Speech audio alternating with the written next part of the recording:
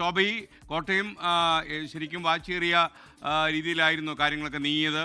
Polling ബൂത്തുകളിലൊക്കെ തന്നെ പൊതുവെ സമാധാനപരമായ അന്തരീക്ഷമായിരുന്നു എന്നാണ് ഞാൻ മനസ്സിലാക്കുന്നത്. വിവരങ്ങൾ.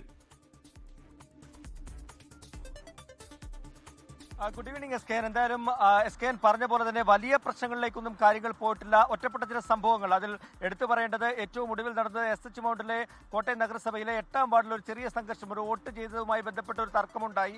അതോടൊപ്പം തന്നെ മറ്റൊരു പ്രശ്നമുണ്ടായത് ഐമരത്താണ്. അവിടെ വോട്ടിംഗ് യന്ത്രം ലേറ്റ് ആയത് ഒരു ചെറിയ ഇഷ്യൂ ഉണ്ടാക്കി. ഇതൊക്കെ ഒഴിച്ചു നിർത്തിക്കഴിഞ്ഞാൽ മറ്റ് വലിയ പ്രശ്നങ്ങളിലേക്കൊന്നും കാര്യങ്ങൾ പോയിട്ടില്ല. ഇപ്പോൾ പോളിംഗ് ശതമാനം നോക്കുകയാണെങ്കിൽ മുൻ വർഷത്തെ അപേക്ഷിച്ച് പോളിംഗ് ശതമാനം കുറഞ്ഞിട്ടുണ്ട് കോട്ടയത്തും എന്നുള്ള കാര്യത്തിൽ യാതൊരു സംശയവുമില്ല. കേരള കോൺഗ്രസുകാർ നേർക്കുനേർ ഏറ്റുമുട്ടിയ ഒരു ജില്ലയാണ്. അപ്പോൾ നമ്മൾ പ്രതീക്ഷിച്ചിരുന്നത് വലിയൊരു പോളിംഗിലേക്ക് കാര്യങ്ങൾ പോകുമെന്ന് പ്രതീക്ഷിച്ചു. പക്ഷേ അങ്ങനെ ഉണ്ടായില്ല.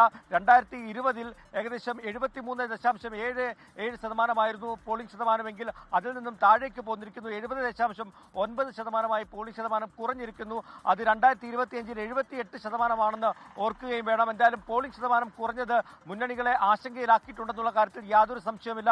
ഈരാറ്റുപേട്ട നഗരസഭ നോക്കുകയാണെങ്കിൽ അവിടെ വലിയ പോളിംഗ് നടന്നിട്ടുണ്ട്. 85% പോളിംഗ് ആണ് അവിടെ രേഖപ്പെടുത്തിയത്.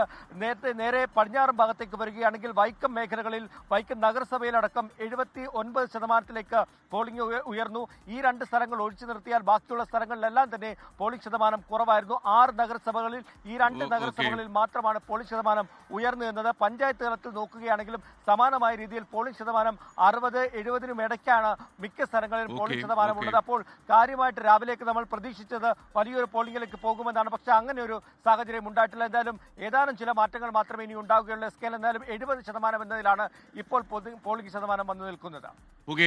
ടോബി ജോൺസൺ ചേർന്ന് ലോകത്തെവിടെയായാലും ഏത് സമയത്തും 24 വാർത്തകളും ഓഗ്മെന്റഡ് റിയാലിറ്റി പാക്കേജുകളും എക്സ്പ്ലെയിനറുകളും വിശദമായി കാണാൻ ഞങ്ങളുടെ യൂട്യൂബ് ചാനൽ നിങ്ങൾക്ക് സബ്സ്ക്രൈബ് ചെയ്യാം.